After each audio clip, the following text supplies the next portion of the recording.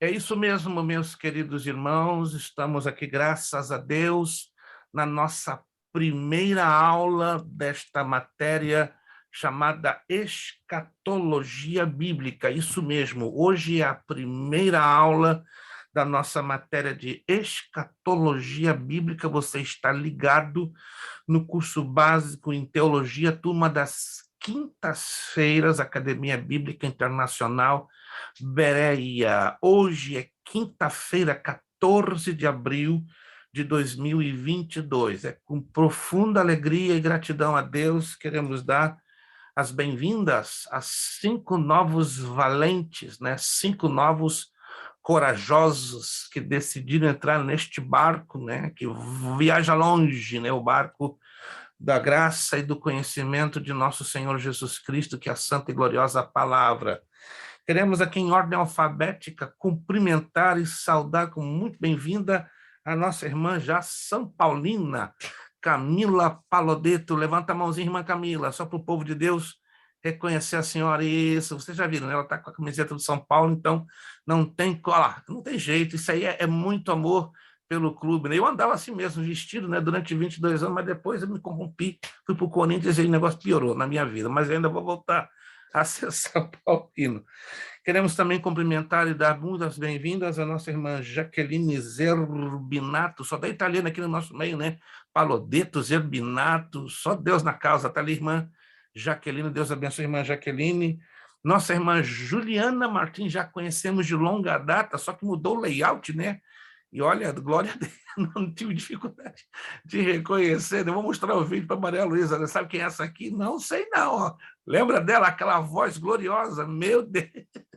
Maria Luísa tem lindas lembranças daqueles dias, daqueles momentos que tivemos juntos, né? Nós conhecemos a nossa irmã Juliana, sua família, seu esposo, uma família muito querida que está no nosso coração. Deus abençoe a irmã Juliana. Muito, muito agradecido a Deus mesmo, né? Por esse privilégio que a senhora nos dá estar conosco mais uma vez.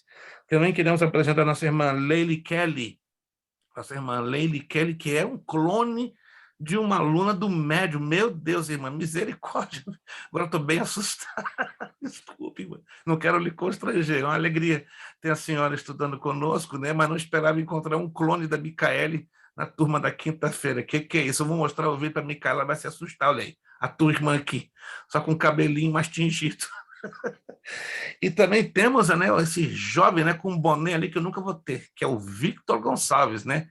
O Victor tem um boné que não adianta, eu nunca vou ter. O povo de Deus, o que nós dizemos para esses nossos guerreiros, irmã Camila, Jaqueline, Juliana, Leile e Victor, que nós dizemos para esses novos soldados que estão entrando aqui engajados nessa batalha e vamos vencer juntos em nome de Jesus? Que nós dizemos para eles?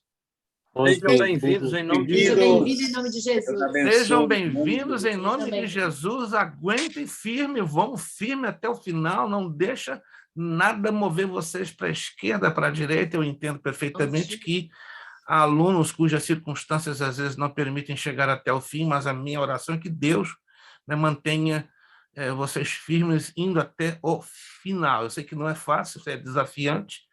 Infelizmente, desta turma, nós infelizmente perdemos essa semana 2 alunos por circunstâncias pessoais, trabalho, família. Então, a gente realmente fica triste, mas a nossa oração é que Deus possa manter vocês firmes até o final desta jornada. Meus irmãos e irmãs, estamos começando uma nova matéria, tá? O curso básico em teologia, ele é cíclico, não é? O que quer dizer? No momento que o aluno entra, ele já conta 12 matérias, tá? 12 matérias. Ao final das 12 matérias, ele já terá concluído o seu curso básico e estará habilitado para receber o seu histórico escolar e o seu certificado de conclusão pelo curso básico em teologia. Então, você sempre esteja anotando, né, o número de matérias que você está fazendo. Eu também tenho do nosso lado o registro, né, para que então, quando fechar o ciclo de 12, você já sabe. Fechando 12, aí você tem 2 opções. Participar de uma formatura, né, porque ninguém é obrigado a participar de formatura, e desejando passar para o curso médio.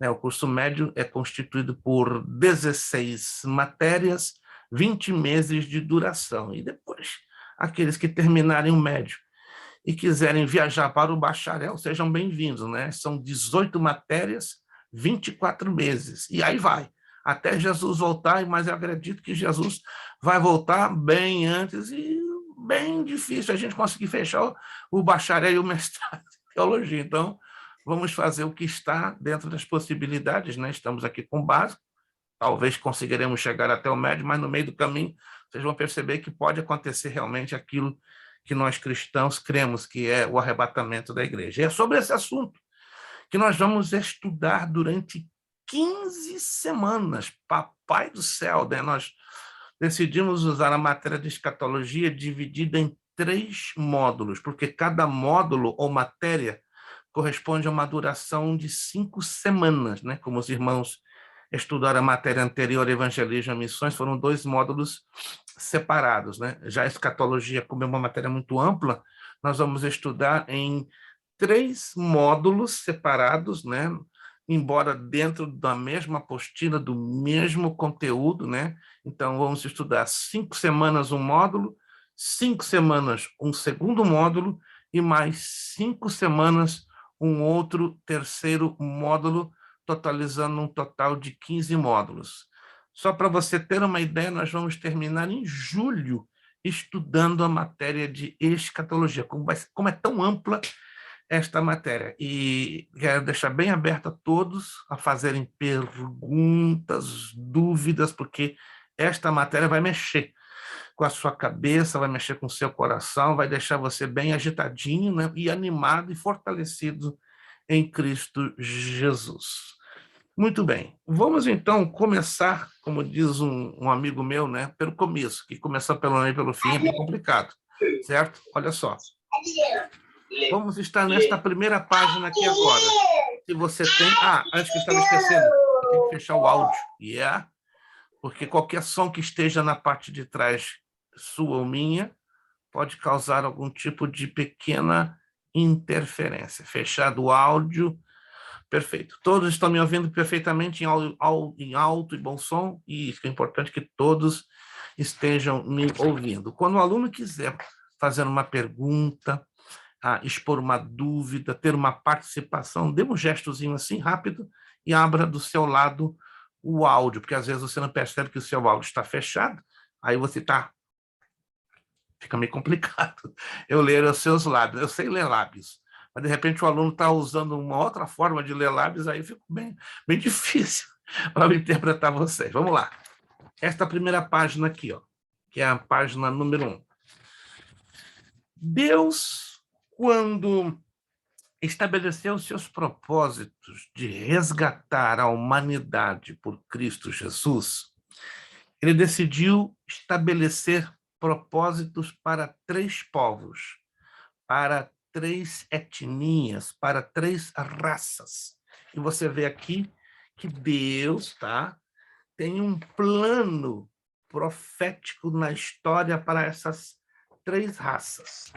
Deus tem um tratamento especial para com os judeus, para com os gentios e para com a igreja. Vamos entender isso aqui. Por que judeus?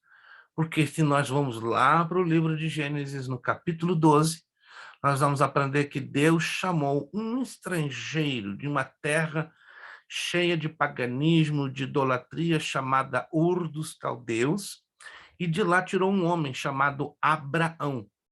E através de Abraão, Deus levantou uma promessa em constituir uma nação chamada Israel. Esta nação, ela seria o representante do próprio Deus na terra. Então, a nação de Israel é o pontapé inicial dos planos de Deus em resgatar a humanidade, ou seja, Israel foi separada para ser a nação missionária no planeta Terra e, consequentemente, aquela que representaria o próprio Deus no planeta.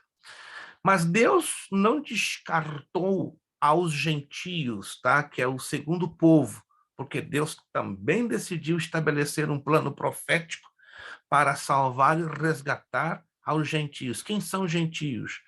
Povos que pertencem a outros países, a outras etnias, a outras tribos de nações não incluídas dentro dos judeus. E tem um terceiro povo que também Deus decidiu chamar para fora, chamado igreja. Olha que interessante, né? Se você não sabe, anote aí. A palavra que lemos em português, igreja, ela é oriunda, ela procede de uma palavra grega, que está lá no Novo Testamento, escrito nos originais do grego koiné, eclesia, ou seja, dois Ks, L-E-S-I-A.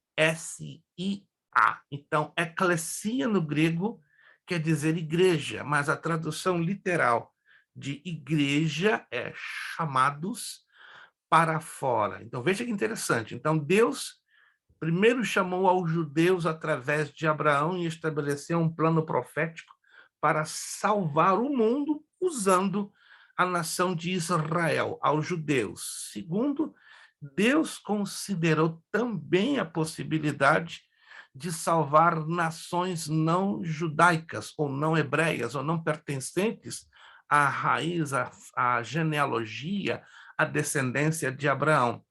E Deus, consequentemente, também considerou em chamar um povo que ele denominaria, daria o nome de igreja, saídos ou chamados para fora. Consequentemente, com esses três povos, Deus entrelaçou um plano profético. Como diz aqui em 1 Coríntios, capítulo 10, verso 32. Vamos abrir esse texto, o diagrama mostra aí em inglês, mas vamos lê-lo em português. Primeira carta de Coríntios, capítulo 10, versículo 32. Capítulo 10, versículo de número 32. Primeira carta de Paulo aos Coríntios, capítulo 10, versículo 32 diz: Portai-vos de modo que não deis escândalo nem aos judeus, nem aos gregos, que seriam aí os gentios, não é? E nem à igreja de Deus. Muito bem. Como seria esse plano de resgatar a humanidade? Esse plano está aqui. Isso parece um violento quebra-cabeças, mas, na verdade, ele não é. Se refere a toda a trajetória de um plano muito bem elaborado que envolveria o resgate de toda a humanidade através destas três nações. Eu vou passar agora alguns slides, né? Parte desses slides estão dentro da apostila. Eu vou compartilhar durante a semana o conteúdo desses slides para que você tenha e salve, para que você também possa usá-los. Mas eu vou começar agora a já entrar a compartilhar este slide, esse grupo de slides, que são mais de 250. Vamos lá. Quantos estão enxergando essa entradinha? Todos estão enxergando? Perfeito. Eu vou compartilhar com vocês no formato PDF. Como vocês estão vendo aqui, 15 semanas de intensos estudos bíblicos, escatologia bíblica. Então, nós vamos estudar esta matéria, ok? Começando hoje, 14 de abril, e concluiremos no dia 21 de julho. Vamos lá. Esse texto muito nos chama a atenção, é o texto de Lucas, capítulo 21, dos versículos 7 ao 12, aí saltando por os versos 25, 26 e 28. Preste bem atenção, se você quiser anotar no seu caderninho, na sua apostila, embora eu vou compartilhar com vocês depois via e-mail no formato PDF, mas olha o que diz esse texto. E perguntaram-lhe dizendo, mestre, quando serão, pois, estas coisas? E que sinal haverá quando isto estiver para acontecer? Disse então ele, vede, não vos engane, porque virão muitos em meu nome, dizendo, sou eu, e o tempo está próximo. Não vades, portanto, após eles, e quando ouvidos de guerras e sedições, não vos assusteis, porque é necessário que isto aconteça primeiro, mas o fim não será logo. E então lhes disse, levantar-se-á nação contra nação e reino contra reino, e haverá em vários lugares grandes terremotos, fomes e pestilências. Haverá também coisas espantosas e grandes sinais do céu. Mas antes de todas estas coisas, lançarão mão de vós e vos perseguirão, entregando-vos às sinagogas e às prisões e conduzindo-vos à presença de reis e presidentes por amor do meu nome. E haverá sinais no sol e na lua e nas estrelas, e na terra angústia das nações, em perplexidade pelo bramido do mar e das ondas, homens desmaiando de terror na expectação das coisas que sobrevirão ao mundo, porque as virtudes do céu serão abaladas. Ora, quando estas coisas começarem a acontecer, olhei para cima e levantei as vossas cabeças, porque a vossa redenção está próxima. Se você puder anotar esse texto, embora repito uma vez mais, eu vou compartilhar esses slides com vocês, mas só para vocês terem como uma referência, não é? Como um marco inicial para entendermos a importância da escatologia bíblica. Vamos lá. O que é escatologia? Muita gente pensa que é marca de remédio, muita gente pensa que é um personagem estranho da Bíblia, mas está aí, ó, para você entender. Escatologia é uma palavra derivada de duas palavrinhas gregas. A primeira é escathos ou escathas, e a segunda logos. Escathos ou escathas quer dizer último ou últimas coisas, e logos quer dizer estudo. Então, escatologia é o estudo das últimas coisas. Definimos escatologia como sendo o estudo das últimas coisas que profeticamente foram anunciadas por Deus na Bíblia Sagrada, especialmente no livro de Apocalipse, como a realidade dos últimos acontecimentos da história da humanidade, na terra e no céu, extrapolando para a anunciação do destino eterno dos salvos pela fé em Cristo Jesus e dos não salvos.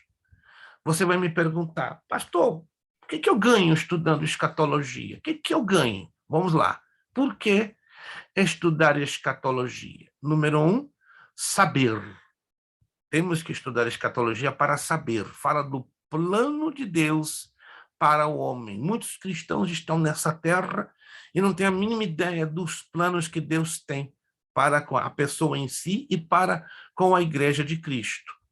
Esperança. Por que estudar a escatologia oferece esperança segura em uma era sem esperança? O Covid-19 tem criado desespero no mundo inteiro. Estamos agora presenciando uma guerra ali na Europa entre a Rússia e a Ucrânia. A situação econômica do planeta está indo de mal a pior. Então, a tendência das coisas não são de melhorar, senão de piorar. Mas, quando estudamos a escatologia, entendemos que há uma esperança para o povo de Deus nesta terra tão conturbada. Por que estudar a escatologia? Porque traz consolo, estimula a santidade e a piedade do crente. Por que estudar a escatologia?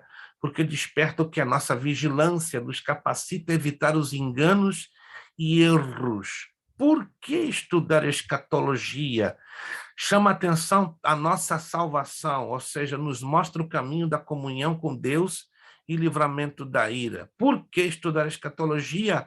Aumenta a nossa confiança, nos ajudam a confiar no caráter e na soberania de Deus. E por que estudar a escatologia? Porque fortalece o nosso compromisso e a nossa missão, através do estudo das profecias que promovem uma igreja evangelizadora. E nós temos, então, razões bíblicas para entendermos a importância do estudo da escatologia. O que é a escatologia bíblica, então? É o estudo das últimas coisas relacionadas com o fim dos tempos.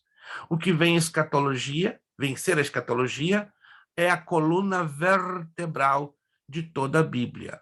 Por que coluna vertebral? Quantos de vocês aí, com todo respeito à pergunta, tem uma coluna vertebral? Tem alguém aí com coluna vertebral? Tem alguém aí? Vamos lá. Que graças a Deus não tem nenhum invertebrado. Que coisa boa, né? Um aluno na outra classe, ele ficou meio confuso. Pastor, o que é aí? O que é coluna vertebral? Meu irmão, você não sabe o que é isso? É o que te mantém de pé, é o que mantém o teu corpo ereto, o teu corpo erguido, né? Você não é caracol, você não é lagartixa, você tem uma coluna vertebral. A coluna vertebral é o conjunto de ossos que estão bem atrás, debaixo do nosso pescoço, até a entrada do nosso cóccix, ou bacia, não é? São em torno de 12 colunas, de 12 vértebras, melhor dizendo, que promovem o equilíbrio dos nossos ossos em relação à nossa massa muscular. Mas por que eu estou usando essa comparação? A escatologia, ela é a coluna vertebral de toda a Bíblia. Quando estudamos escatologia, nós vamos entender que ela sustenta, ampara todo o conteúdo dos 66 livros das Sagradas Escrituras. E temos 3 textos de referência que apontam para esta grande coluna vertebral chamada escatologia. Daniel capítulo 9, que é a revelação das 70 semanas, vamos estudar sobre isso. Pouca gente entende essas 70 semanas. Vamos estudar Joel 2, que é o dia do Senhor que está próximo, e Mateus capítulo 24 é o esqueleto da escatologia. Talvez nenhum de vocês viram isso aqui na vida antes, não se assuste. Essa é a linha do tempo da história humana, desde Gênesis até a eternidade futura. Ou seja, se vocês até olharem com atenção, aqui temos a linha da eternidade passada até a linha da eternidade futura. Deus não é limitado pelo tempo, nós, infelizmente, sim, tá? Nós, como maioria de nós aqui, porque pelo menos que eu estou entendendo, somos pentecostais, viemos de igrejas pentecostais, somos de igrejas pentecostais. Algumas igrejas como Batista, Presbiteriana e Luterana, não creem nesse projeto divino, ou seja, que a história humana é dividida em dispensações. O que são dispensações? São períodos de tempo que Deus deu ao homem para que ele aproveitasse uma oportunidade de reconciliação para com ele. Então, aqui nós temos 7 dispensações, 7 períodos que Deus decidiu dar ao homem oportunidades para se aproximar dele. O primeiro período foi chamado de consciência, marcado pela criação. Observem com atenção que para cada período Deus dá uma responsabilidade. Quando essa responsabilidade não é cumprida, gera-se um fracasso, e o fracasso traz sobre si um julgamento. O primeiro período de inocência foi marcado pelo evento criação, e a responsabilidade na criação obedecer a Deus. Mas o homem falhou em obedecer a Deus, aí trouxe para si um fracasso, que foi a desobediência, e essa desobediência, um julgamento, que trouxe maldição e morte à raça humana. Mas Deus não desiste do homem, dá uma segunda chance ao homem através da dispensação da consciência. A queda é o evento que marca a dispensação da consciência. A responsabilidade dessa dispensação era fazer o bem e apresentar sacrifícios de sangue. Só que o homem de novo fracassa, entrando num ciclo de impiedade que termina Deus trazendo o dilúvio sobre a terra. Deus não desiste do homem e da terceira oportunidade através da dispensação chamada governo humano, marcada pelo dilúvio. A responsabilidade nessa dispensação era o homem se espalhar, multiplicar e encher a terra, mas de novo o homem fracassa.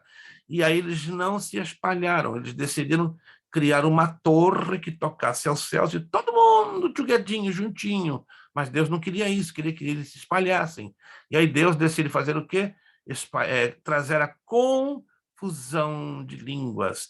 Deus, de novo, não desiste do homem, dá uma quarta oportunidade através da dispensação da promessa marcada pela Torre de Babel. Qual foi a responsabilidade? Viver em Canaã. Deus falou bem claro, vai para Canaã, Abraão. Mas Abraão chega num momento que ele fica com medo, porque bate uma grande fome em Canaã e ele foge para o Egito. Incrível. Anote aí, o fato de Abraão ter descido ao Egito, Deus trouxe o julgamento da escravatura ou da escravidão dos israelitas na terra do Egito. Se você não sabia, muitos se perguntam, por quê? A nação de Israel se tornou escrava no Egito. Resposta: porque Abraão desobedeceu a Deus. Mas como Abraão era o pai da fé? Para você ver, o pai da fé, como qualquer um de nós, cometeu falhas, cometeu erros e trouxe sobre si consequências pesadas. A ordem de Deus é que ele iria para Canaã e ali permanecesse. Apesar de todas as adversidades que viessem ali, ele tinha que confiar que Deus ia suprir as necessidades dele. Só que Abraão não confiou o suficiente, parou no Egito. E essa sua ida, esse seu deslocamento para o Egito, trouxe então o cativeiro na terra do Egito. Deus não desiste do seu povo, Deus não desiste do homem, dá uma quinta oportunidade através da dispensação da lei, e ela é marcada pela saída. A palavra êxodo, alô? A palavra êxodo, que é o nome que leva ao segundo livro da Bíblia, quer dizer saída. Então, os 3.600.000 israelitas saem da terra do Egito, mas Deus dá uma responsabilidade na dispensação da lei, observar a lei, ou seja, não apenas os 10 mandamentos, mas quantos mandamentos? Vocês sabem? Tem a lei do Antigo Testamento. Vamos lá. Eu já quero começar a dar ponto aqui. 613. 613. Tá, irmão Fábio falou primeiro, irmão Fábio. Já ganhou 50, irmão Fábio. Já começou a matéria estalando. Meu Deus. Irmão Fábio, parabéns. 613, anote aí. A lei do Antigo Testamento tem 613 mandamentos. Deus decidiu depois, para facilitar a vida dos israelitas, reduzir para 10. Deus depois reduziu em Jesus Cristo 2, e depois de Jesus Cristo, para facilitar a nossa vida, reduziu em 1. Mas mesmo assim o negócio está complicado para cumprir entre esses 2 ou esse 1 mandamento. Mas a nação de Israel não observou toda a lei, ela fracassou, quebrou a lei, e os judeus foram espalhados por todo mundo. Mas Deus não falha. De novo, ele dá uma nova oportunidade. E agora, através da sexta dispensação, chamada da dispensação da igreja, ou a dispensação da graça. Alguns teólogos afirmam que essa dispensação começa no dia de Pentecoste. Outros dizem que começou quando Israel foi disperso, por isso que está passando aqui dispersão de Israel. Mas qual era a responsabilidade desta dispensação da igreja? Fé em Jesus, manter a doutrina pura. Ficou firme nessa responsabilidade? Não. Houve um fracasso. Houve a entrada da doutrina impura e o julgamento deixados para seguir falsa doutrina. Agora, observe aqui. Antes de passar para a última dispensação, abre-se um espaço de 7 anos, uma lacuna, que tem uma duração exata de 7 anos. Esta lacuna é chamada de tribulação, que é o período que nós estamos rapidissimamente nos aproximando. Nós estamos vivendo os últimos momentos da dispensação da igreja na Terra. E breve, vamos entrar não nós, ok? Mas vamos viver um fenômeno ou uma promessa que Jesus deu lá em João capítulo 14, tá? E várias passagens do Novo Testamento, incluindo 1 de Coríntios 15, 1 de Tessalonicenses 4, que vai haver um grande fato mundial que vai abalar este planeta pelo desaparecimento de milhões de pessoas num abrir e fechar de olhos. Que fato é este? Alguém se lembra? Arrebatamento. O arrebatamento da igreja. Nós estamos próximos demais. Você vai entender na medida que a gente começa a estudar isso na profundidade. Nós estamos realmente na beira. Não falta muito tempo, não. Muitíssimo pouco tempo. Então, com o arrebatamento, vai haver uma pausa nas dispensações, ou seja, a igreja será retirada da Terra, o planeta Terra mergulhará numa confusão, num caos sem igual, ok? 7 anos depois, a igreja retorna com Cristo para, com ele, estabelecer o reino milenar, o governo de 1000 anos. marcado, a Batalha do Armagedão vai ser o último evento da grande tribulação, e daí, a partir daí começa o milênio. A responsabilidade do milênio é obedecer e adorar a Jesus, mas mesmo assim o homem vai fracassar, tá? E daí, de acordo com Apocalipse, capítulo 20, versos 7 e 9, vai haver uma rebelião final, ok? Por quê? Porque Satanás, antes do milênio, ele vai ser preso, mas no finalzinho ele vai ser solto e ele vai ser lançado dentro do lago de fogo e enxofre, o chamado inferno eterno. Neste meio tempo, vai ocorrer o julgamento do grande trono branco e os novos céus e nova terra. Aqui nós temos esse mesmo gráfico que você está vendo aí na sua apostila, aqui tem ele um pouquinho mais ampliado.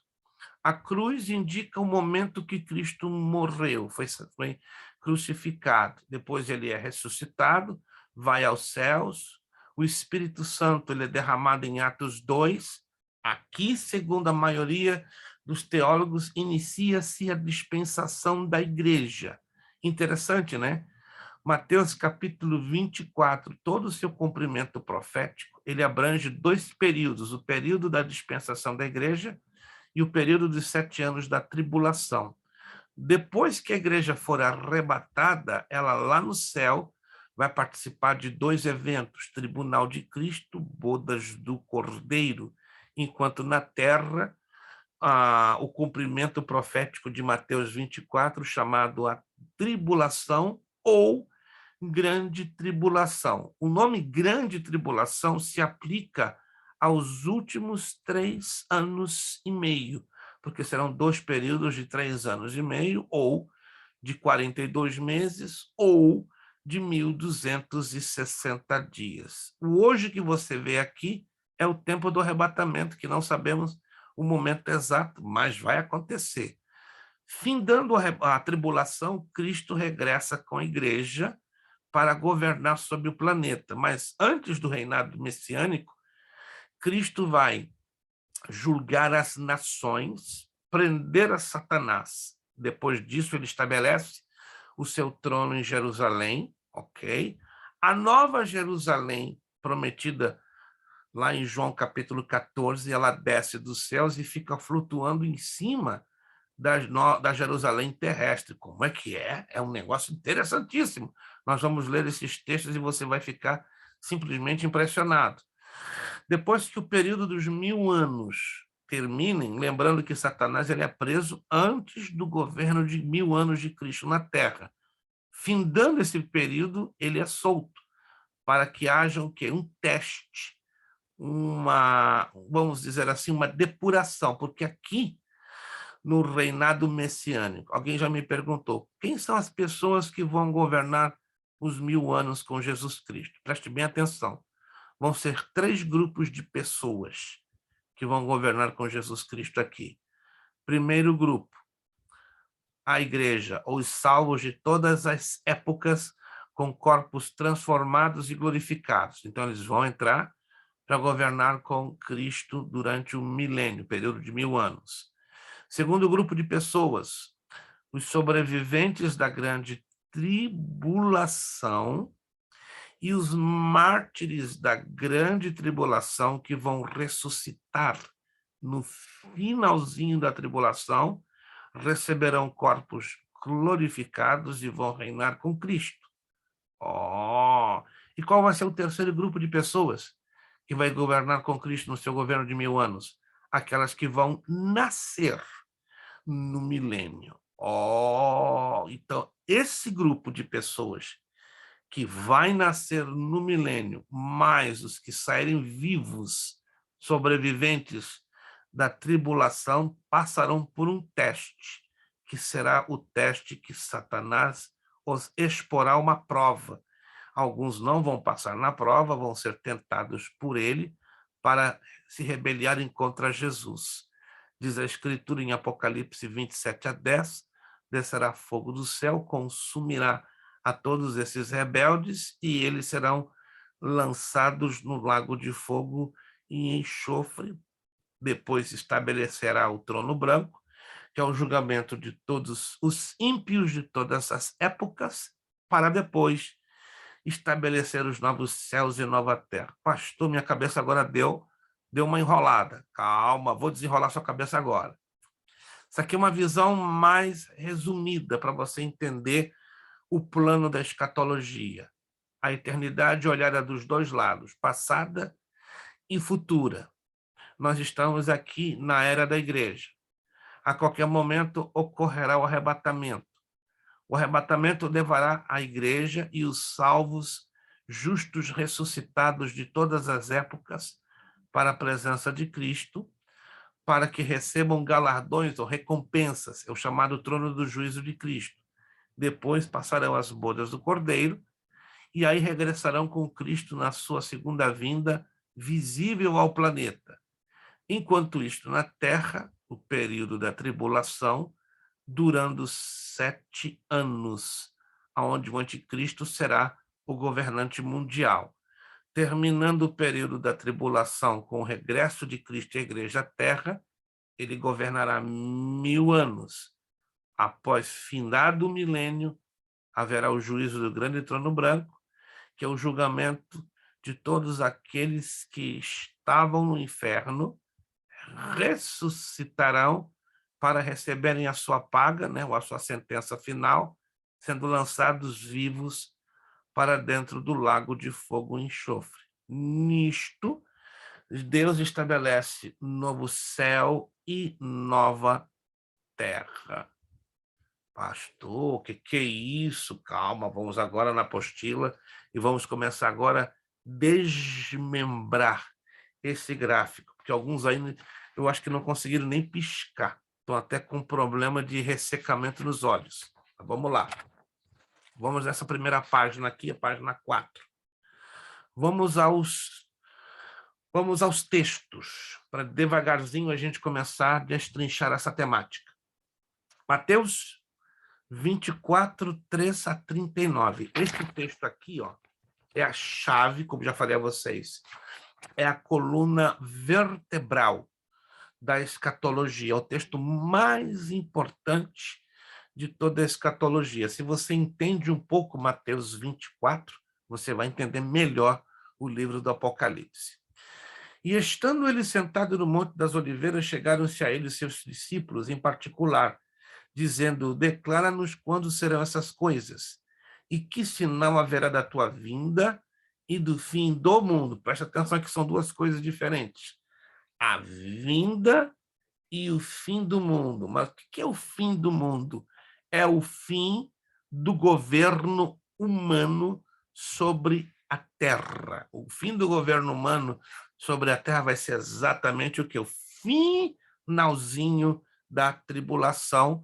O último governo humano será o governo do anticristo. Depois disso, entrará o governo pleno e completo do Senhor Jesus Cristo por 1000 anos. Mateus 24, ele vai trazer uma sequência de fatos e sinais. Vamos conhecer os principais.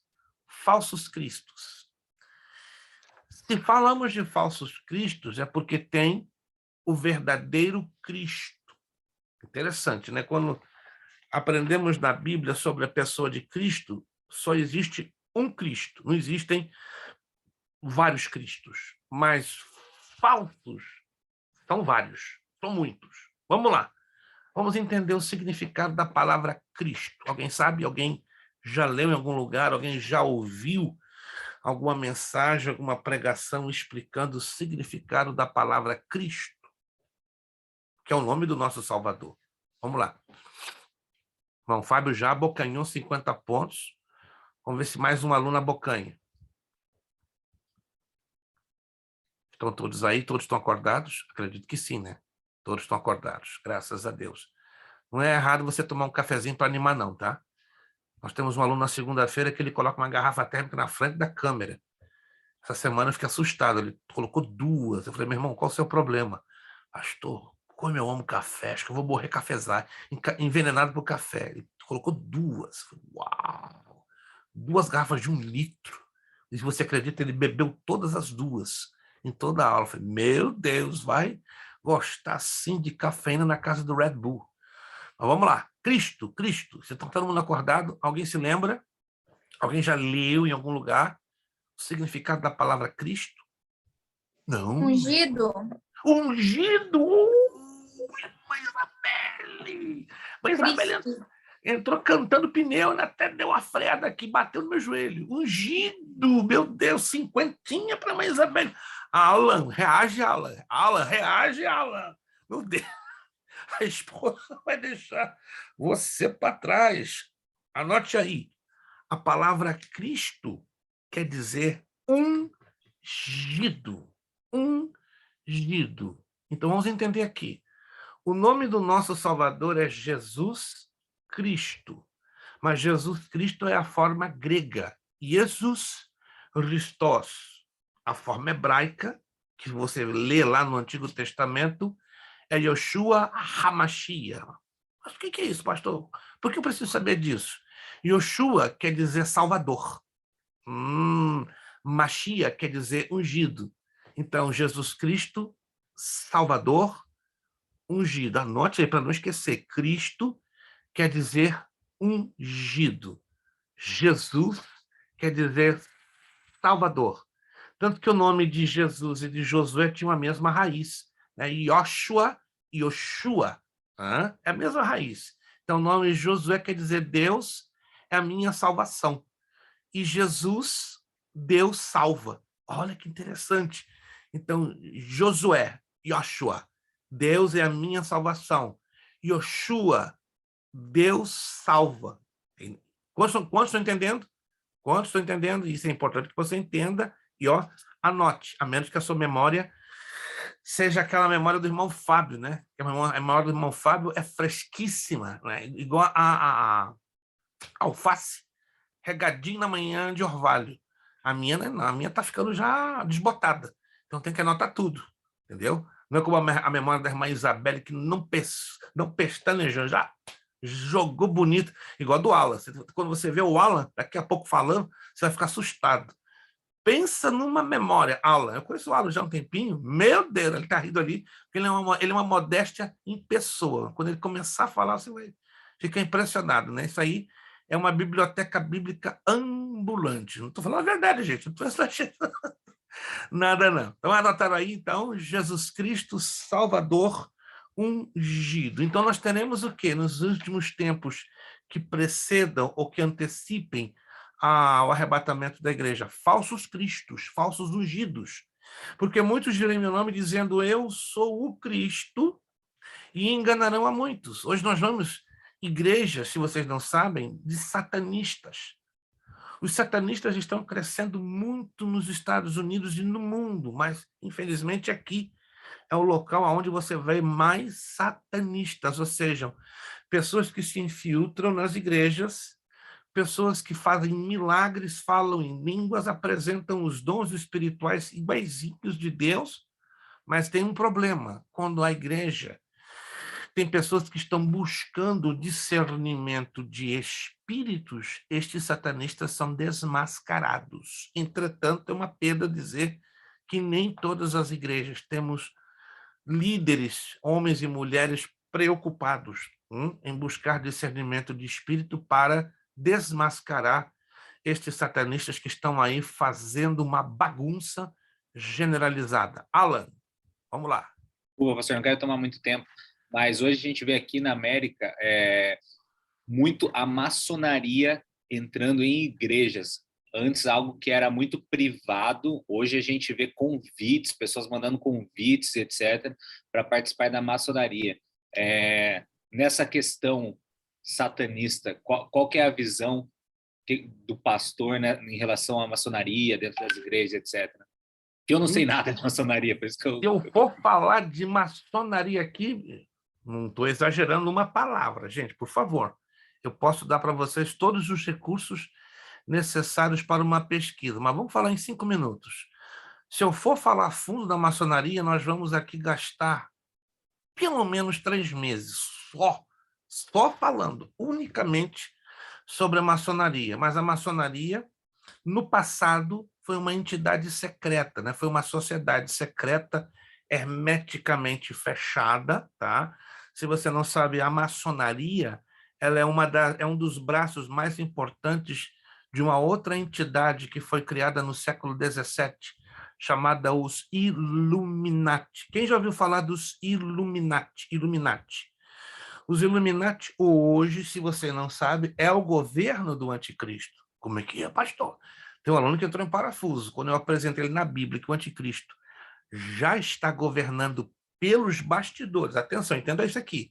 O anticristo já está na Terra, número 1.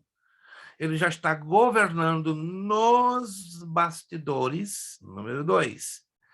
Ainda não ocorreu o tempo permitido por Deus para que ele se manifeste. Há duas teorias, e eu vou apresentar a vocês essas duas teorias, que são bem interessantes e altissimamente curiosas.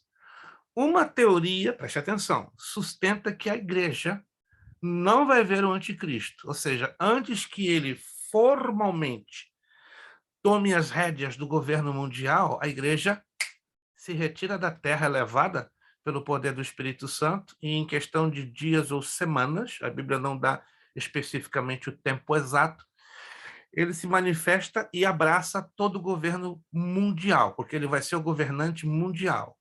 Há uma outra segunda teoria, olha que coisa interessante, que a igreja vai presenciar os primeiros dias e talvez semanas do governo do anticristo. Porém, no que a igreja presenciar, ele não estará ainda governando a pleno vapor. Olha que coisa interessante. Isso eu vou provar a vocês.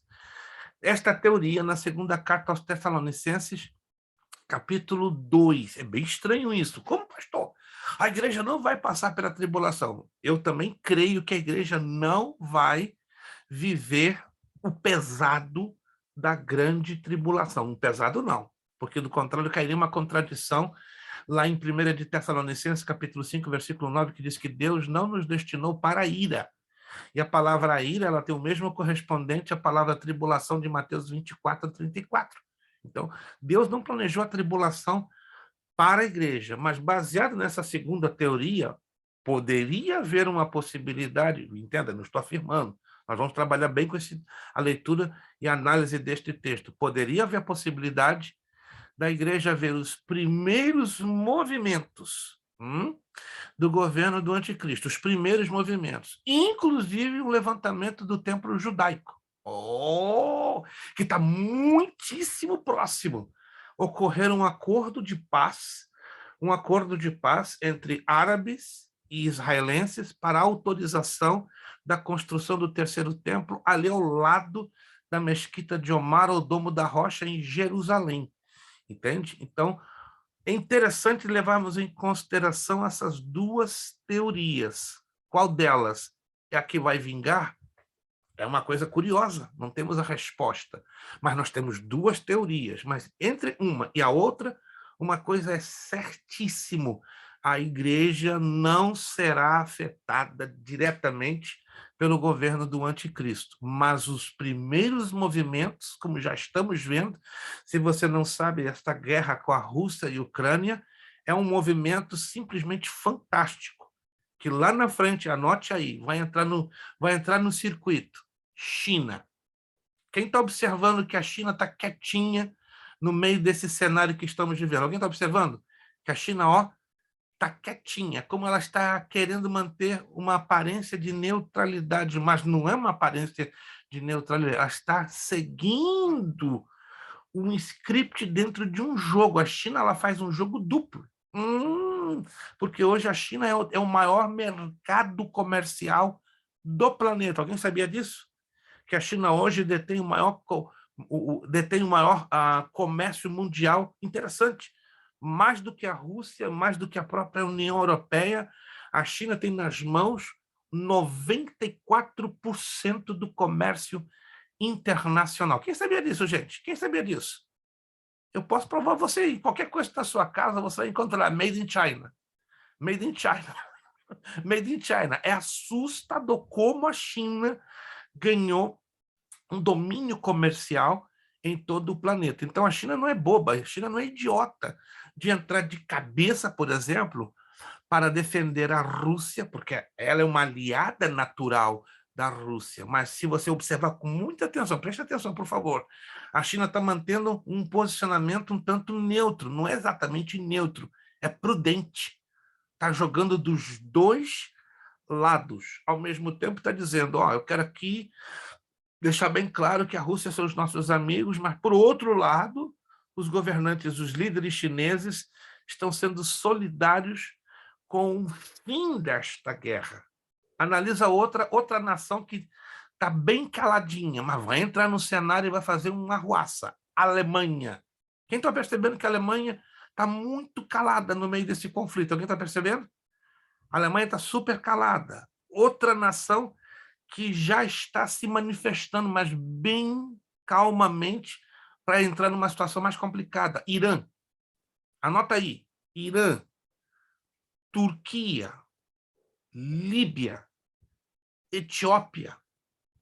Esses países vão se manifestar em seguida. Por quê? Porque eles fazem parte de uma outra batalha que vai acontecer. A batalha de Gog e Magog. Que batalha é essa? A invasão da Rússia sobre a nação de Israel. Então, a guerra hoje com Rússia e Ucrânia é a plataforma de preparação, é a plataforma de lançamento para esta guerra que vai ser violenta. Aí vem a questão: quando exatamente esta guerra vai acontecer? Alguns teólogos assinalam que bem antes do arrebatamento da igreja. Outros dizem depois.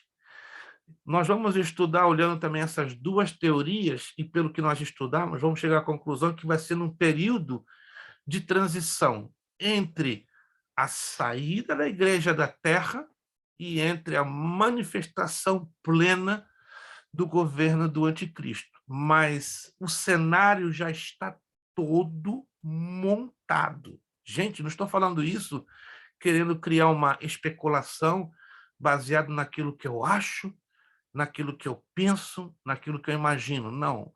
O tabuleiro profético de Deus está se movendo em alta velocidade.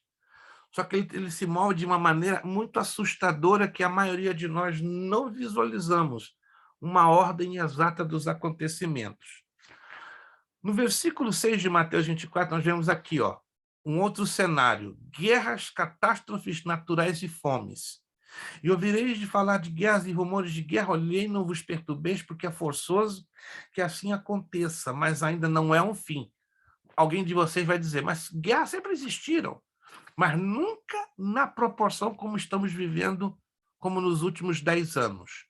Porque se levantará nação contra nação, e reino contra reino, e haverá fomes e terremotos em vários lugares.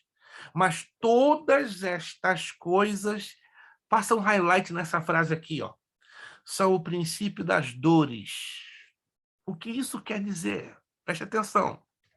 Nós estamos vivendo o final do princípio das dores. O princípio das dores já aconteceu há mais de 60 anos, mas nós estamos vivendo o final do princípio das dores. Mas o que isso quer dizer? Isso é uma figura de linguagem.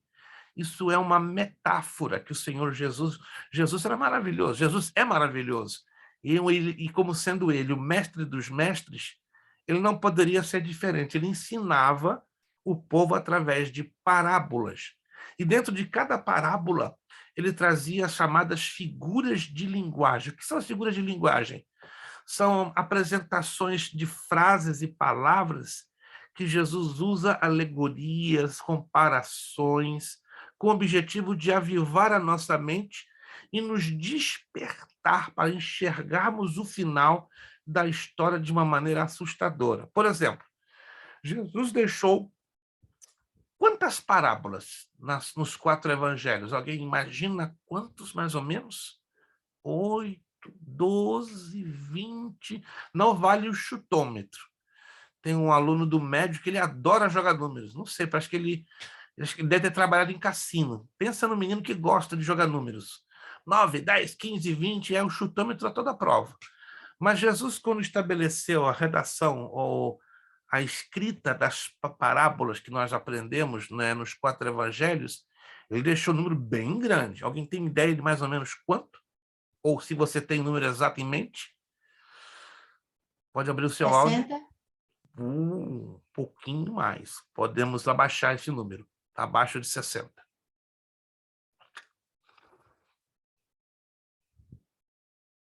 Vou dar uma dica. Esse é o número que corresponde a um período curto de tempo.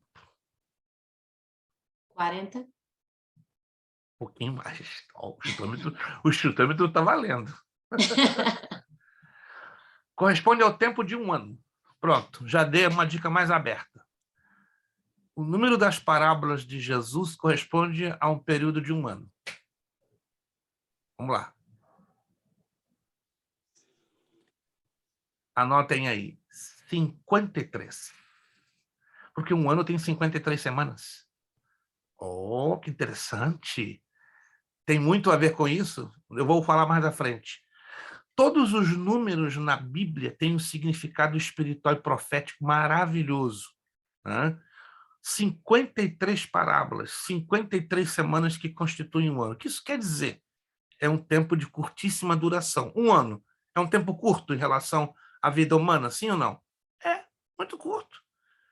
Há um ano atrás, eu estava dando uma aula em uma outra turma e, de repente, abri os olhos, estava em Boston, agora estou aqui em Orlando, na Flórida. Em um ano atrás, muita coisa na minha, na sua, nas nossas vidas mudaram. Concordamos comigo?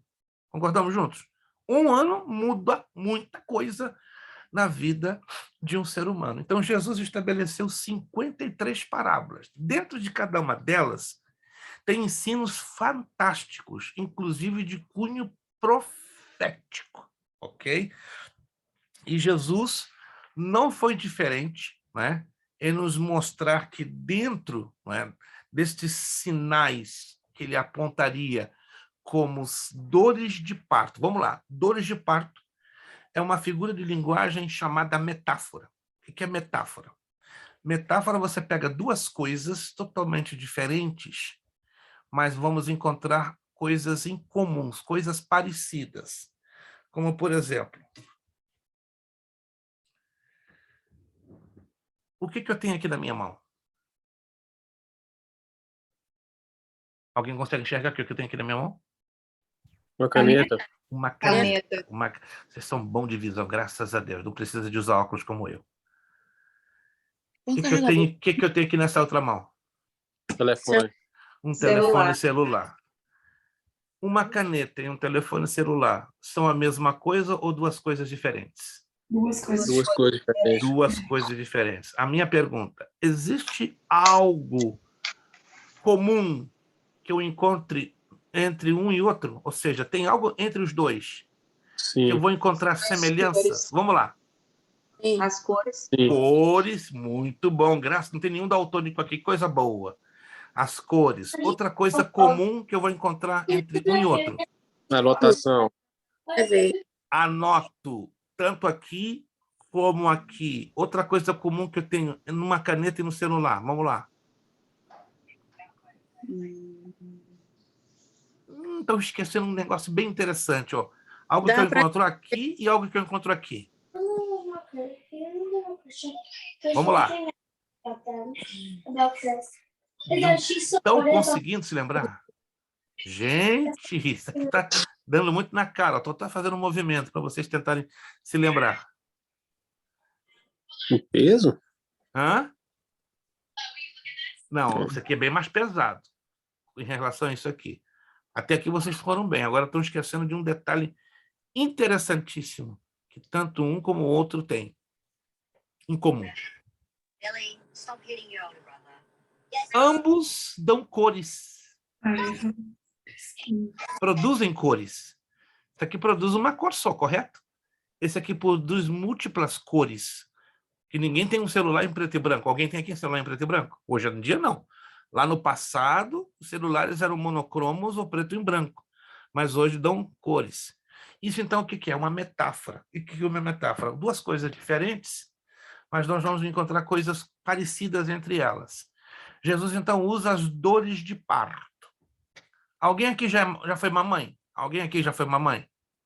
Graças a Deus. Só, ó, o Fábio, impossível de ser mamãe, desculpa. O Alan, não tem como. O Ince estava aqui, sumiu. tá?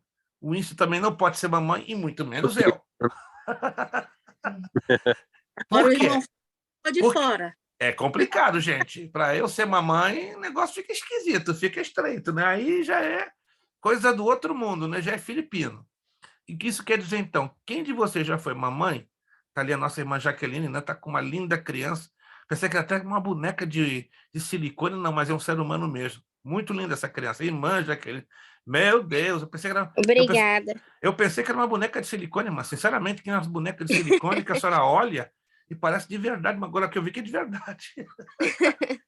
Muito linda essa menina. Meu Pai Celestial, Deus abençoe lindamente essa criança. Meu Amém. Deus. Vamos lá.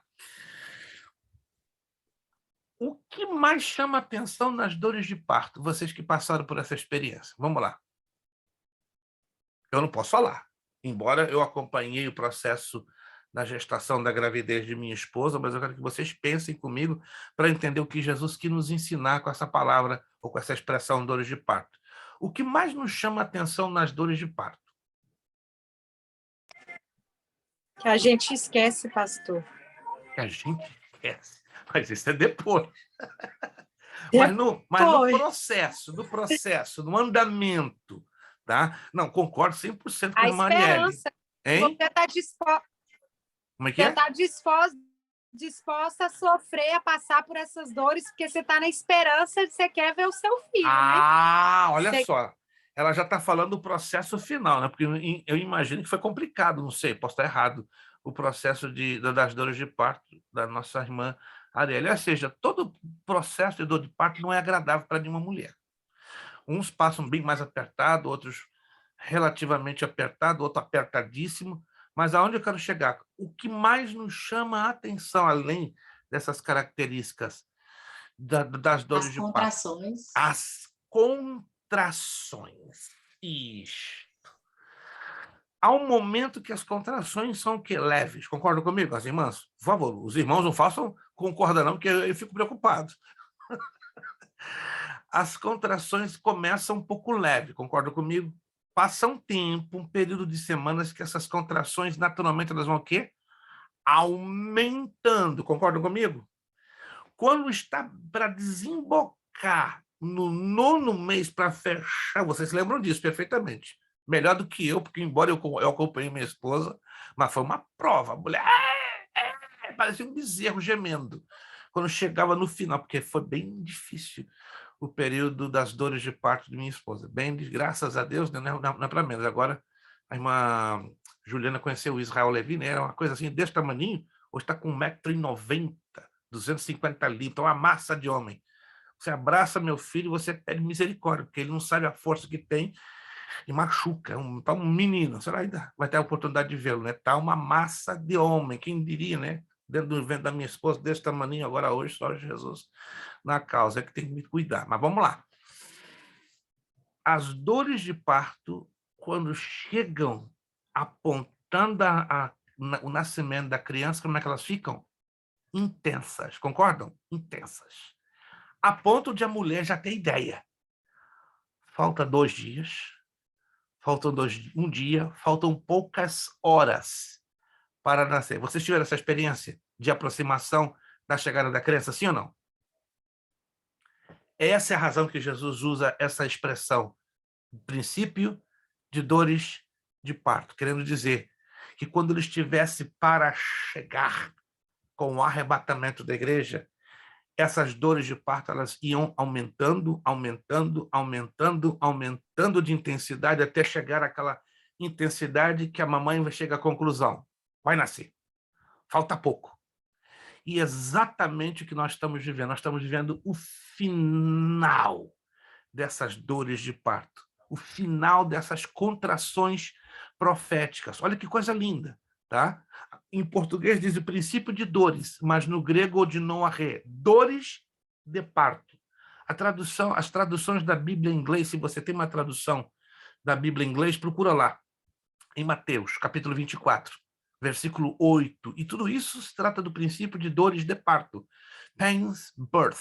Em português você não vai encontrar dores de parto, vai encontrar princípio de dores, porque Almeida omitiu essa expressão parto. Olha que coisa interessante. E quais são os sinais dessas dores de parto? Falsos cristos, já falamos. Guerras e catástrofes naturais e fome está aumentando de intensidade. A ação da igreja na terra, está aqui, ó, versículo número 9. E então sereis entregues à tortura e vos matarão, e sereis odiados a todas as nações por causa de meu nome. Nesse tempo muitos hão de se escandalizar, trair-se-ão uns aos outros e mutuamente se odiarão.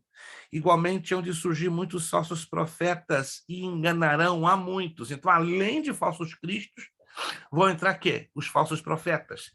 Quem seriam hoje esses falsos profetas? Os falsos ensinadores, os falsos pregadores, que fazem até milagres no meio da igreja. Preste bem atenção. Estes textos, estes versículos aqui estão ligados à igreja. O verso 9, muita atenção aqui, ó. Verso 9, 10, 11, 12, 13. O 14 eu incluí de propósito, porque o único que não está aqui ligado diretamente à igreja é o 14, mas eu coloquei de propósito para fazer um gancho para mostrar a vocês uma coisa muito interessante, muito curiosa, tá? Nesse tempo, muitos hão de se escandalizar e trair-se uns aos outros e mutuamente se odiarão. Isso está acontecendo hoje. Está vendo que ódio, está vendo traições, está vendo divisões em dezenas e centenas de igrejas na face da terra. E por se multiplicar a iniquidade, o amor de muitos esfriará. Agora, anote aí, este amor não é um amor humano. Não. É o amor divino. A palavra grega aí é ágape. Só o ágape, o amor divino, sacrificial que habita o coração do cristão. Então, aqui está deixando bem claro que a iniquidade vai aumentar e isso vai fazer com que o amor de muitos cristãos diminua. Mas quem perseverar até o fim, está falando aqui para a igreja, será salvo. Agora, o 14 eu coloquei aqui de propósito. E este evangelho do reino será pregado no mundo inteiro em testemunho a todas as nações, e então virá o fim. Deixa aqui entrar nesse gancho. Quantos de vocês já ouviram? Preste atenção na pergunta. Tem pregadores que estão aí pregando muito sobre isso. Mas muito mundo.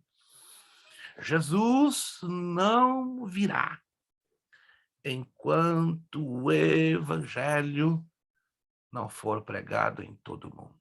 Alguém já ouviu isso? Alguém já ouviu? Quem já ouviu? Quem já ouviu?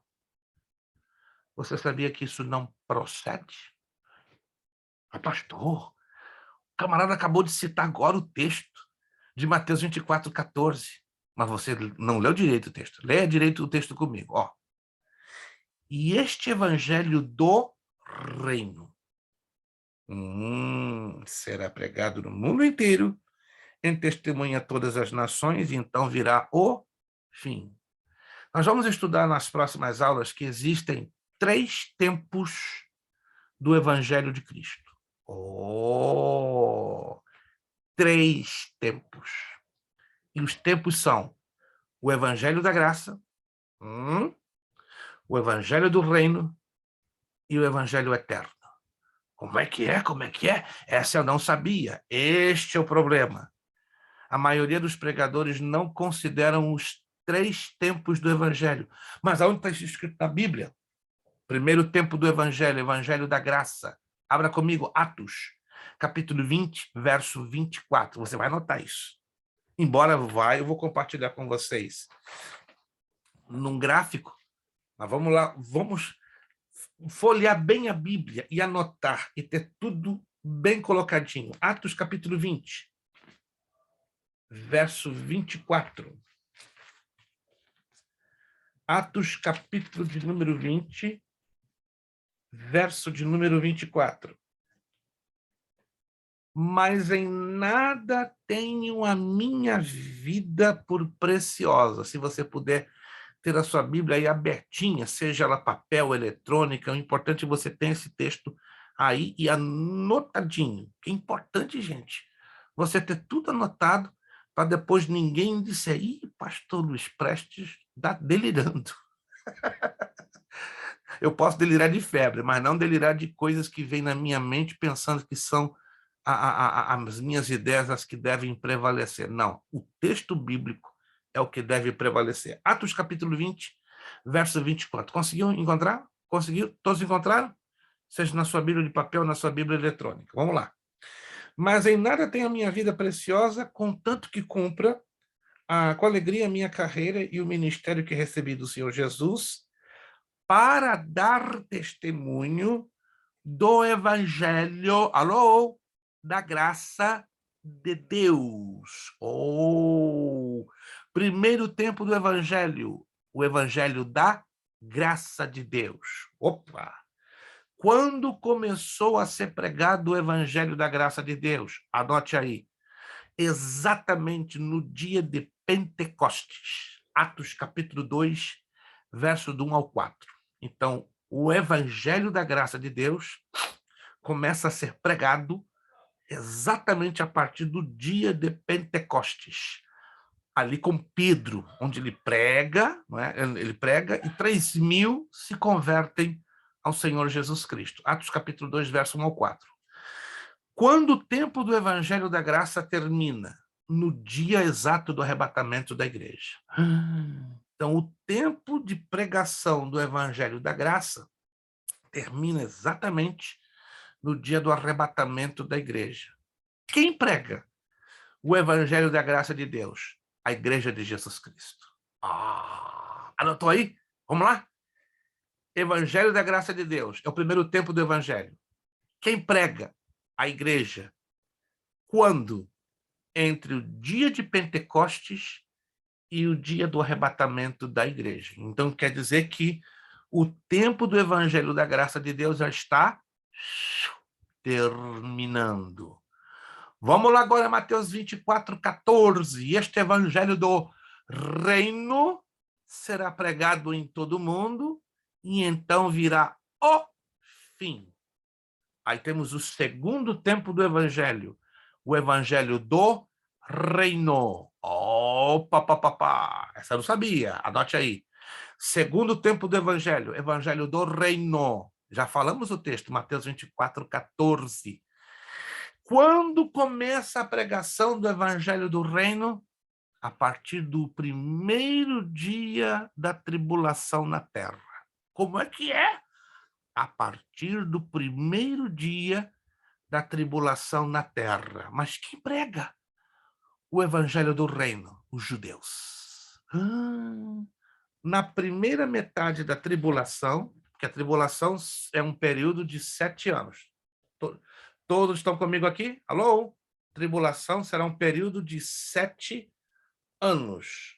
Ou 2 períodos de 3 anos e meio, 2 períodos de 42 meses, ou 2 períodos de 1.260 dias. Alô? Estão entendendo? Quem está me entendendo? Mas é muito número, minha cabeça já está doendo, eu vou ter que tomar Cibalena, Dorflex, Advil, vou ter que tomar aqui um monte de analgésico, é muito número, cara. Por isso que eu estou pedindo que você anote. Todas essas informações eu estou passando para você entender da melhor maneira, mas está tudo na apostila, está tudo em gráficos, eu vou mandar também nos slides, tá? Isso aqui tem que ser muito bem gravado. A tribulação é um período de 7 anos, divididos em 2 partes iguais de 3 anos e meio e 3 anos e meio. Os 3 anos e meio, segundo a Bíblia, também são interpretados como 2 partes de 42 meses cada uma e 2 partes de 1.260 dias. Entendido? Eu sei que é número no mundo. Mas escatologia é assim. Nós temos que nos habituar a interpretarmos este número. Quem vai pregar o evangelho do reino? Os judeus. Só que preste atenção. Na primeira parte, ou seja, nos primeiros 3 anos e meio, ok, quem vai pregar o evangelho do reino? 2 testemunhas. Pastor, onde está escrito isso na Bíblia? Apocalipse capítulo 11. Agora você vai entender a minha pergunta.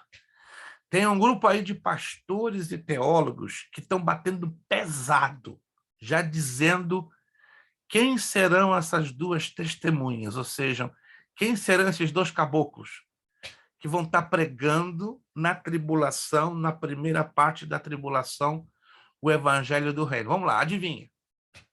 Mas tem muita gente ensinando isso, mas não é bíblico. 2 anjos?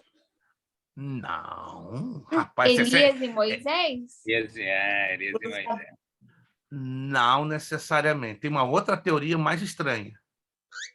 Tem uma outra teoria bem mais estranha. Eu não sei se Enoque? vocês... Moisés e Enoque. Ou Tem Elias. tem uma outra mais estranha. É Elias e Enoque. Mas por quê? Enoque. Mas por quê? Tem alguma razão bíblica que explique isso? Por que estão pregando tanto que vai ser Elias e Enoque? Tem alguma razão? Eles foram recolhidos. Só isso? Recolhidos? E o que aconteceu? E o que aconteceu depois que eles foram recolhidos? Aí já... Enoque tem um livro apócrifo, né? Que ele fala as experiências que ele teve. Ó, a Isabelle tá esquentando. Ó. Quando ninguém fala, Isabelle, ó, eu acabei de falar. Quando ninguém fala, Isabelle Warren abre a boca e dá um terremoto aqui na tela. Eu tenho até que segurar aqui o meu laptop para não tombar. O negócio é sério. Mas a Isabelle está indo no caminho certo, o Alan também, mas não estão ainda fechando a questão. Tem uma razão, porque se levanta muita teoria que seria ou que será Enoque e Elias. Vamos lá, para ganhar tempo, né? Que nós temos que terminar às 10 horas, para não ser muito longo a nossa aula e não queremos passar... Porque eles não morreram, foram arrebatados, né? Ah, irmã Maria das Neves está ligada. Ela mudou a chave. Ela estava até agora em 110. Ela disse, eu vou fazer o seguinte, vou mudar essa situação, vou jogar para 220. Aí, a irmã Maria das Neves, ela tem a chave lá debaixo da mesinha dela, né? Vocês não veem a mão dela? Uma mão dela está aqui e a outra está debaixo da mesa, porque ela muda a voltagem. Quando ela muda a voltagem, sai da frente. Muda todo o panorama da aula. É porque eles não morreram. Pelo fato que... Presta atenção. O que a Bíblia fala sobre Elias e Enoque? Eles foram trasladados. Essa é a palavra que usa no Antigo Testamento. E traslado não implica em morte. Eles saíram vivos da terra e foram para onde? Para o céu. E, pasmem, estão vivos. Como é que é, pastor? Estão vivos. Então, só tem 3 seres humanos vivos hoje no céu. Jesus, com corpo glorificado, Elias e Enoque. E não estão com corpos glorificados. Aí vem um grupo de teólogos que dizem, não, Hebreus 9, 27 diz claramente. Mas o que diz Hebreus 9, 27? Vamos ler esse texto. Esse texto é mal interpretado. Isso aqui é muito sério, gente. Isso é coisa da minha cabeça, não. Isso é coisa Bíblia. Temos que olhar na Bíblia. Se a Bíblia afirma com 3 textos, podemos bater o martelo. Se a Bíblia só fala de um texto, isso pode ser uma ideia isolada e até perigosa. Hebreus capítulo 9, verso 27. E como aos homens está ordenado morrerem, preste atenção aqui, gente. Muita atenção nesse texto, por favor. E como aos homens está ordenado morrerem uma vez, vindo depois disso o juízo. Só que aqui temos um grande problema. Esse texto não pode se aplicar a Elias e Enoque. Não, pastor, eles não morreram, tem que morrer, está aí, está escrito no texto que acabamos de ler. Calma, para me ouvir agora. A Bíblia apresenta pessoas que nasceram, viveram, morreram, ressuscitaram, viveram de novo e voltaram a morrer.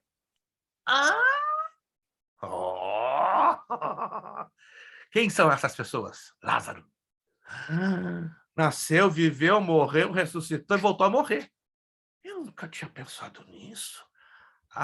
O filho da viúva de Naim, a mesma coisa. Morreu, ressuscitou, viveu e voltou a morrer. A filha de Jairo, a mesma coisa. Peraí, então... Esse texto não se aplica necessariamente a esta questão, nem um pouquinho. Estão percebendo a falha na interpretação do texto? Estão pegando esse texto para encaixar na goela de Elias e Enoque que eles têm que voltar à terra para morrer. Não. Temos que entender que Deus é soberano. O que é soberano? O que é soberania? Deus faz o que Ele quer, quando quer, com quem Ele quer, aonde quer, e não pede licença a ninguém. É verdade que Deus cria padrões. Alô? Deus cria certos padrões para que as coisas funcionem, tanto no mundo físico como no mundo espiritual, tá? Mas Deus cria esses padrões para quem? Para ele ou para as criaturas que ele criou? Para as criaturas que ele criou. Sendo ele o criador, escute, sendo ele o criador, então ele tem todo o direito, porque ele é soberano em quebrar as regras que ele estabeleceu. Sim ou não, irmãos? Sim ou não? Claro, ele é Deus. Ele criou a lei da gravidade. Concorda comigo? Que Deus criou a lei da gravidade? Tenta pular de um prédio de 20 andares. Você vai descer lá embaixo, mas sim, uma pena. Nada, vai morrer. Na hora, pum! Pior que um ovo estalado. Lei da gravidade. Mas Deus deu sabedoria ao homem para quebrar a lei da gravidade, através dos foguetes, dos aviões, dos satélites, etc, etc, etc. Então, esse texto, repito, não se aplica sob hipótese nenhuma à questão de Elias e Enoque. Estão notando? Então, Elias e Enoque estão vivos no céu, com Jesus.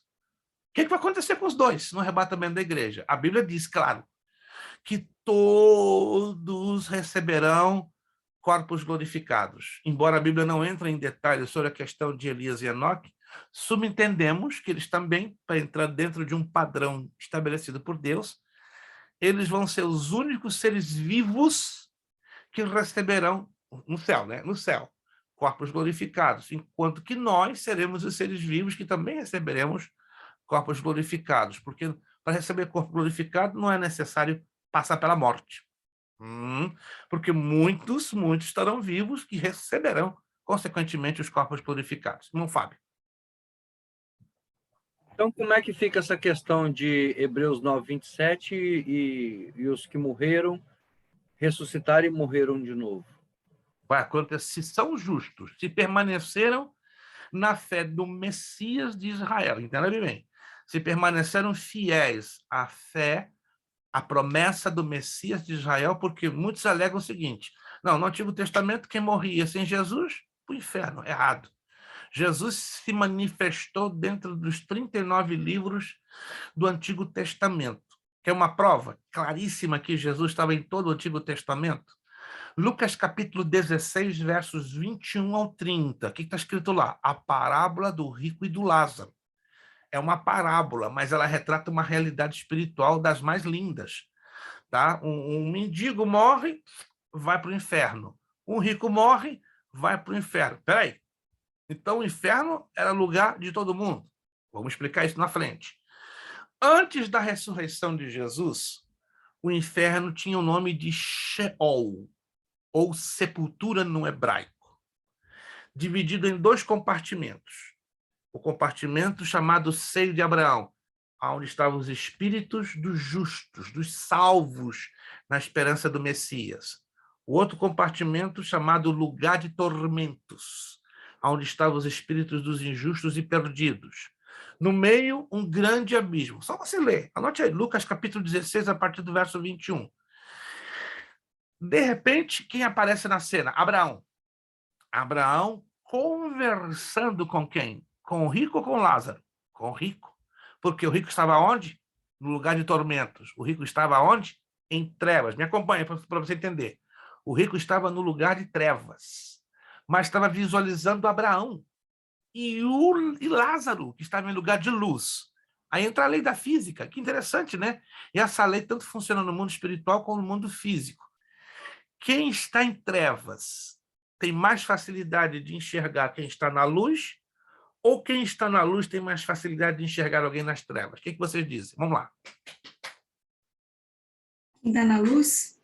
Quem está na luz... Quem está em trevas tem mais facilidade de enxergar quem está na luz. Aí está. Aí está. Olha que curioso e interessante. E quem estava nesta parábola nas trevas? O rico. Por isso que ele visualizou Abraão. Mas ele só podia conversar com quem, segundo a parábola? Com Abraão. Não conversava com Lázaro. Oh! E Lázaro não se dava conta de quem estava do outro lado, do lado das trevas, porque não conseguia enxergar. Mas só Abraão, que aí é o elemento que vê os dois lados, o lado tanto da luz como o lado das trevas, mas o rico não enxergava o outro lado. Olha, porque ele estava nas trevas, ele não conseguia, e assim por diante. Então, o diálogo ficou entre Abraão e entre o rico. Lembra-se o que aconteceu no meio do diálogo? O rico entrou em desespero. Vai lá, avisa a minha família, para que não venham para cá, evitem de chegar aqui onde eu cheguei, é o inferno. Qual é a resposta de Abraão? Eles têm a lei, eles têm os profetas que o ouçam. O que isso quer dizer, irmãos? Isso aqui é maravilhoso. O que é lei e profeta? São as duas divisões do Antigo Testamento, da Torá. Todo judeu, consciente ou inconsciente, ele sabe sobre Jesus dentro do Antigo Testamento, porque Jesus é a base da lei e a base dos profetas. Alô? Quem aparece na transfiguração conversando com Jesus? Alguém se lembra? Quem se lembra? Mateus capítulo 18, Jesus está lá, bum! Aparece transfigurado em poder e glória e entram dois personagens conversando com Jesus. Quem se lembra? Moisés e Elias. Elias. E Moisés. Um vivo e outro morto. Entre aspas. Porque o que diz o texto? Não é verdade que o nosso Deus é Deus de vivos? É uma questão de perspectiva. Na perspectiva divina, Moisés estava vivo. Na perspectiva minha, sua, humana, já tinha morrido, separado. Já tinha estado sepultado, até num lugar desconhecido que só Deus soube. Em outras palavras, Moisés aparece ali como representante da lei. E Elias aparece ali como representante dos profetas. Está anotando ali? Então, os dois representantes do Antigo Testamento se apresentam diante de quem? Quem é o centro de toda a Escritura e de toda a Torá? Jesus Cristo. Uau! Então, ali se supõe que os dois, Moisés e Elias, estavam conversando sobre o sacrifício que Jesus, em poucos dias, estaria realizando na cruz do Calvário, como pleno cumprimento de todas as profecias, em torno de 184, sobre a pessoa dele dentro do Antigo Testamento. Eu já evangelizei judeus e rabinos. Eu sou bisneto de rabinos. Meu bisavô foi rabino, um grande rabino, para a glória do eterno Deus, né? Abriu 44 sinagogas na Espanha, Israel, Argélia, Marrocos e no Nordeste do Brasil. E ele trabalhou duro para me fazer rabino, sucessor dele. Mas Jesus tinha outros planos. Eu não queria que eu fosse rabino, ele queria que eu fosse esse pequenininho que eu sou para anunciar a sua palavra e também ter a oportunidade de falar a judeus. Mas hoje, se um judeu perde a salvação ou vai para o inferno, é porque ele quer. Porque todo o Antigo Testamento fala da pessoa de Yoshua HaMashiach. O problema, como diz o apóstolo Paulo, no capítulo 11 da Epístola aos Romanos, há um véu espiritual, né, cegando os olhos dos judeus. Deixa eu usar mais 3 minutinhos para a gente fazer o fechamento. Quantos estão entendendo a minha abordagem? Quantos estão entendendo, gente? Eu estou indo bem devagar, porque esse negócio aqui, olha, a gente é como... Quem já comeu churrasco na picanha na brasa? Que é gostoso no mundo. Quem já comeu aquele bacalhau de natas? Escatologia é exatamente isso, é churrasco na brasa e bacalhau de natas.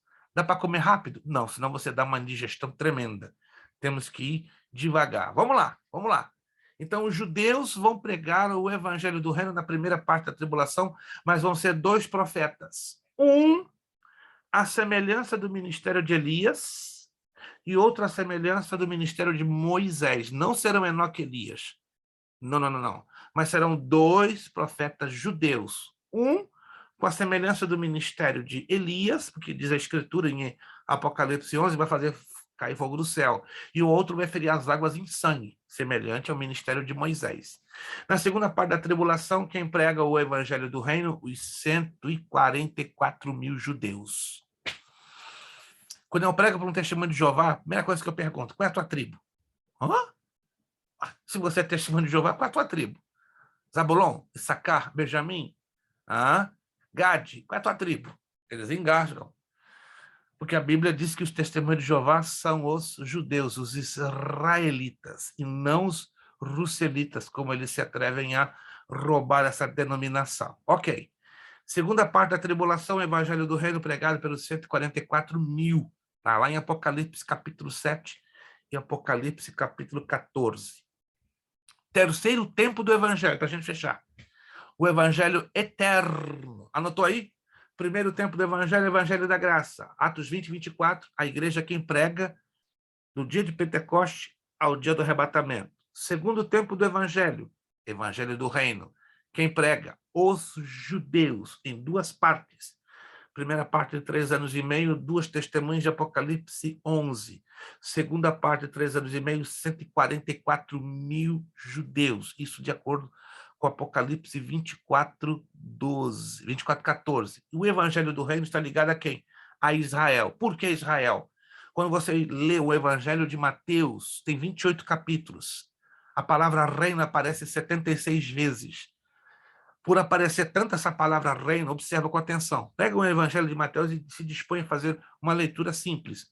Ela vai aparecer 76 vezes e está ligada a quem? Israel, Israel, Israel. Então não tem como não entender que o evangelho do reino está ligado aos judeus. Terceiro tempo do evangelho, o evangelho eterno. Quando é que ele vai acontecer?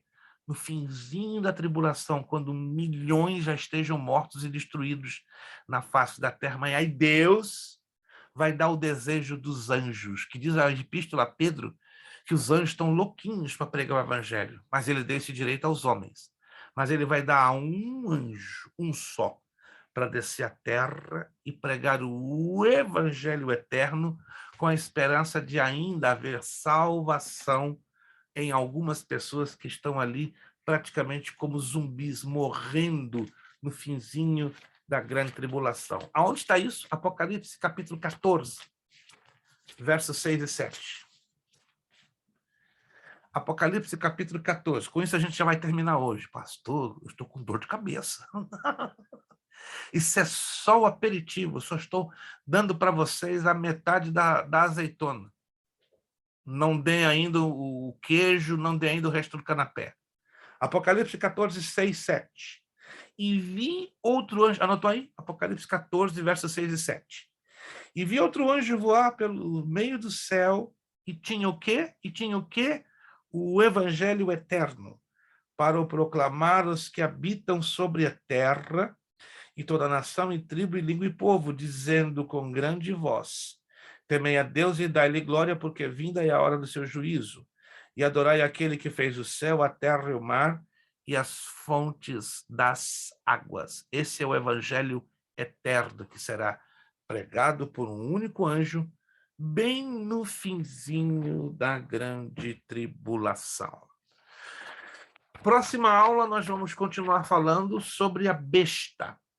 Deixa de ser besta, ô caboclo. Não é besta, né, como a gente usa na língua portuguesa, mas vamos entender o significado deste vocábulo, desta palavra besta. E a Bíblia fala de duas bestas, uma que sobe do mar e outra que sobe da terra. Vamos falar um pouquinho mais da grande tribulação, do arrebatamento da igreja, da parábola da figueira e a exortação à vigilância. Depois nós vamos entrar em Lucas capítulo 21, porque isso aqui é um conjunto. Se eu consigo entender Mateus 24, bem, eu vou entender Lucas 21, e aí eu faço isso aqui, ó, o conjunto. Se eu não entender nem Lucas 21, nem Mateus 24, eu continuo perdido na poeira. Então, é importante que nessas duas primeiras aulas tenhamos uma boa visão, um bom entendimento, entenderam? De Mateus 24 e Lucas 21. No momento que eu entendo os dois, ou pelo menos detecto as diferenças e semelhanças, aí eu posso começar o que é deslanchar dentro do terreno da escatologia. E aí nós vamos depois a Marcos 13. Olha que interessante. E aí entramos no terreno dos sinais, e começamos o quê? Com as seitas. Eu acredito que até a próxima aula todos já terão recebido em suas casas a apostila, entendeu? Você que recebeu em PDF pode já antecipadamente a ler alguma coisa. Na próxima aula nós vamos falar sobre a atividade, né, dos exercícios, né, que eu prefiro falar na próxima aula, uma vez que nós vamos ter mais 14 aulas pela frente, entendeu? Então nós temos muita coisa ainda para trabalhar. Alguém tem alguma pergunta, alguma dúvida? Só a irmã Isabelle que ficou agitada, só o Alan também ficou agitado, o irmão Fábio, os demais outros, a irmã Maria Almeida também, né, que colocou lá o botãozinho da chave e virou para 220. Alguém tem alguma pergunta, alguma dúvida? Pode colocá-la agora. Vamos usar 5 minutinhos para fechar. Ficou tudo claro como água de poço ou está dando ainda um pouquinho de dificuldade aqui dentro para processar? Mas, pastor, é muita informação. Meu Deus, eu sei que é muita informação, por isso que nessa aula e na outra a gente vai trabalhar um pouco devagar, dissecando os textos, compreendeu? E ajudando você a visualizar semelhanças e diferenças, para então a gente ter a liberdade de navegar com mais segurança dentro do terreno da escatologia, que, confesso a vocês, não é uma matéria fácil, ela é fascinante, ela chama atenção, e sobretudo hoje, porque nós estamos vivendo os sinais que Jesus predisse, 13 sinais de dores de parto, de uma maneira maravilhosa e fantástica. Perguntas, dúvidas? Não? De duas eu concluo, ou vocês estão todos perdidos na poeira, ou ainda estão processando. Eu quero acreditar que estão processando, porque realmente é muita coisa. Fiquem tranquilos, vocês não são obrigados a, já na primeira aula, exporem as suas perguntas, né? A menos que tenha alguma pergunta muito impertinente. Uma sugestão, se você tem perguntas que você nunca se atreveu a fazê-las na área da escatologia, é minha sugestão, tá? Você segue se quiser. Pega um caderninho e anota. Para cada aluno, eu daria a oportunidade de responder em aula até 3 perguntas. Não posso responder mais, porque o tempo da aula fica muito tomado, muito sobrecarregado, entende? Então, se você tem alguma questão que você nunca se atreveu a fazê-la sobre a escatologia, alguma pergunta que você não teve coragem, não, eu não tenho coragem de fazer essa pergunta, porque eu posso passar vergonha, mas aqui você não vai passar vergonha, aqui estamos juntos para aprender, ok? Então, anote 3 perguntas, como muito, e as exponha em sala de aula, que teremos o prazer de respondê-la. Irmã Jaqueline. Uma dúvida só. Passa. Essa parte aí que, no final de tudo, depois que tiver o governo do anticristo. Do anticristo, e aí aí Deus vai governar por 1 milênio, né? Mais uma vez, eu não sabia disso. Aí é como se fosse um novo início e Deus vai governar a terra, né? Então, eu só queria entender uma coisa. Se Deus, tipo assim, sempre soube de tudo desde o princípio, por que ele sempre permite que as coisas acontecem e está sempre começando de novo, sendo que ele já sabe o final? A resposta, ela começa lá no início. Bem interessante a sua abordagem, irmã. Vou lhe dar por isso 50 pontos. Gostei demais da sua abordagem. Eclesiastes 4:10 diz, melhor o fim do que o começo de todas as coisas. Então, tente entender isso aqui. Deus já enxerga a linha da história como uma coisa certa, direta. Para mim, para a senhora, como somos seres humanos limitados, a linha da história ainda é um tremendo de um mistério. Concorda comigo? O que nós conhecemos da história, começando da nossa própria vida, é só o passado e o presente. Concordam todos? É só o passado e o presente que nós conhecemos da história, mas o futuro nenhum de nós, é impossível. O único que conhece o futuro é o próprio Deus, e a Bíblia que nos relata esta questão. Mas tudo começa, irmã Jaqueline, lá atrás, no passado. Como? Lúcifer, ou Satanás, né? Deus já sabia que um dos seus anjos, o maior, o mais poderoso, o mais lindo, o mais maravilhoso, se rebelaria, arrebatando 1/3 dos anjos, para que se convertessem depois em demônios. E eles se tornariam os arqui-inimigos de Deus e da raça humana. Deus sabia que Satanás iria entrar no mundo, tentar Adão e Eva para tirá-los do governo do planeta Terra. Deus sabia de tudo. Mas por que Deus não impediu? Porque Deus não acabou com a raça do diabo. Um aluno uma vez muito nervoso, mas Deus mandou fogo para acabar com o cão do diabo. Se Deus fizesse isso, Deus roubaria um dos atributos mais importantes que ele colocou no ser humano, quando ele criou o ser humano à sua imagem e à sua semelhança. Sabe qual? O mais importante atributo ou qualidade que Deus colocou em mim, na senhora e em todos nós, a livre escolha. O livre-arbítrio. Deus não nos criou para sermos robôs. Porque se ele matasse o diabo, ele poderia bem ter feito isso sem nenhum problema. Que problema Deus teria em eliminar o diabo? O problema é que o homem não amaria Deus pela livre escolha, pelo que ele é. E, curiosamente, olha que coisa louca, o diabo foi mantido vivo para alcançar duas finalidades no plano de Deus.